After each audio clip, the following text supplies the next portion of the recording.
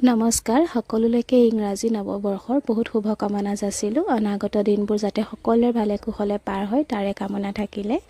বছৰৰ প্ৰথম দিনাই ময়ো গৈছিলোঁ শিৱসাগৰ জিলাৰ বকতা মৌজাৰ জবলাটিং গাঁৱত অৱস্থিত এজোপা জীৱন্ত বৃক্ষ চাবলৈ। হয়, আপোনালোকে ঠিকেই শুনিছে, এয়াই হৈছে বাখৰ বেঙেনা বৃক্ষ।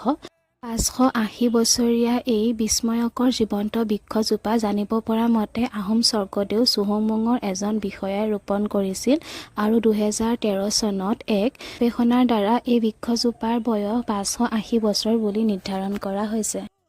আৰু এইজোপা বৃক্ষক অসমৰ এক প্ৰাকৃতিক ঐতিহ্য বুলি স্বীকৃতি দিছে। আৰু সেই উপলক্ষে যোৱা 1, 2 আৰু 3 জানুৱাৰী তাৰিখে বাখৰ বেঙেনা মহোৎসৱ উদযাপন কৰা হৈছিলে। মই যিহেতু শিৱসাগৰতে আছোঁ সেইবাবে ময়ো গৈ চাই আহিলোঁগৈ আৰু ভিডিঅ'টো মই আপোনালোকৰ লগত শ্বেয়াৰ কৰিলোঁ। ভিডিঅ'টো চাই কেনেকুৱা পালে সকলোৱে এবাৰ জনাব। Thank U.